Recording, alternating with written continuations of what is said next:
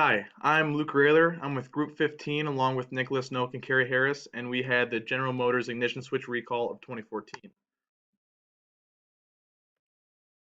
So you're probably wondering, what is an ignition switch? Well, if you look to the picture on the right, you should probably be familiar with it as it is in most automobiles. The ignition switch is the starting point and primary ignition of a vehicle, and with its three different turns, it performs three different functions, including the first turn, turns it into accessory mode, which turns on the battery to power things such as the radio and the power windows. On the second turn, it unlocks the steering column and it actually electrically prepares the engine for ignition, while the third turn is the actual ignition of the internal combustion engine that allows the car to do its mechanical purpose. And then just looking here, you can see the ignition switch where my mouse is. As you can tell, it's a very essential piece as it is the actual starting point from the battery all the way to the spark plugs to actually power the engine, just being just an essential role. So what was General Motors' defect within the switch? The ignition switch itself did not meet manufacturer's specifications, and it actually led to a locking mechanism malfunction due to a spring within the ignition switch that was 1.6 millimeters shorter than it needed to be. Looking to the picture on the left here, the spring on the top here was the one that was the defective one within the vehicles, while the bottom one was the one that would need to operate to not allow this defect to occur. The defect itself would take the vehicle from its on position to its accessory position with very little stress on the key. And as in little stress, things such as speed bumps, heavy keychains, or if my knee were just to bump the steering column, would be able to turn the car into off position. And this led to key vehicle deactivation. And with this little stress while the car is at speed, it led to the disabling of airbags, the stalling of the engine, the removal of the key while it was at speed, along with the loss of the power steering and the loss of the power brakes.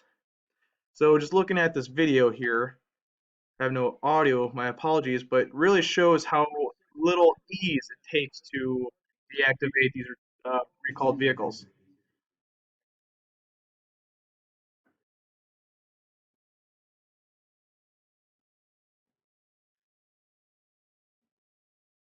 And you saw right there with very little ease, he was able to slightly nudge on the key ring to lead to car deactivation. And then just looking at some of the models affected here, product models range from 2003 all the way to 2011 with this defect inside. And the models affected were the Chevy Cobalt along with the Chevy HHR, Pontiac G5s, Pontiac Solstices, along with the Saturn Ion and Saturn Skies. And these were cheaper, affordable cars on the market at the time, so they were definitely popular models. And so GM's initial response when accidents started occurring as soon as 2004, instead of issuing a formal recall, they just informed their consumers to not use heavy keychains. See, this is a problem as we've learned in class, the foreseeable use of a product, and when it comes to keys, you're expecting your millions upon millions of consumers on the road to not use a keychain without indicating the hazards that are going to come from it. From this warning on the left here is kind of detrimental to General Motors. Now, looking at GM's financial situation at the time, as I mentioned, vehicle models with the defects started in 2003, and then when 2008 hit and they still have not issued a formal recall, the recession in America hit and took out General Motors as well as many other car manufacturers. General Motors filed bankruptcy, Chapter 11 in 2009, and at this time it would be recognizable that it would be economically infeasible for GM to issue a formal recall on the models made 5 to 6 years prior. So then GM finally issues a recall when more accidents and deaths start to occur due to the ignition switch, and this formal recall came in February of 2014, and they had to try to recall 2.6 million cars off of American roads. And with this defect being manufactured in 2003 models and being noticed in 2004, this recall became a decade in the making. And one of the most staggering pieces of evidence is that the Michigan Attorney General's office stated that some employees of GM, such as chief engineers, knew of the defect since 2004. And with GM's prior knowledge of this defect and still decided to manufacture them anyways, they still advertise these as safe on the American market. So the result of the ignition switch defect led to 124 Americans dead, along with 275 injured due to the ignition switches. And so the U.S. Supreme Court decided to step up, and they made GM representatives and corporate heads address hundreds of different civil lawsuit cases.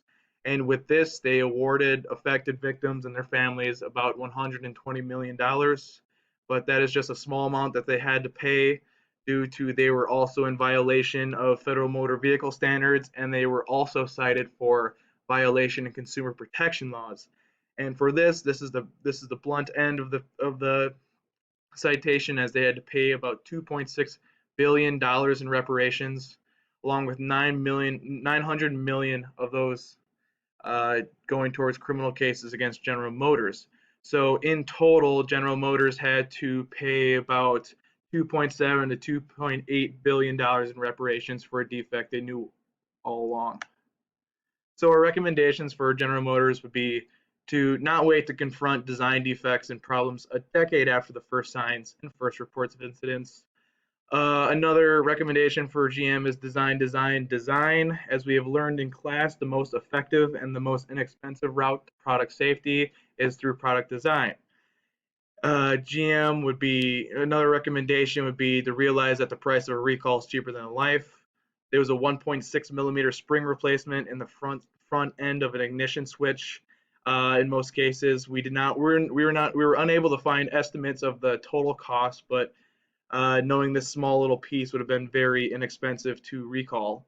And another one would be more effective communication with consumers.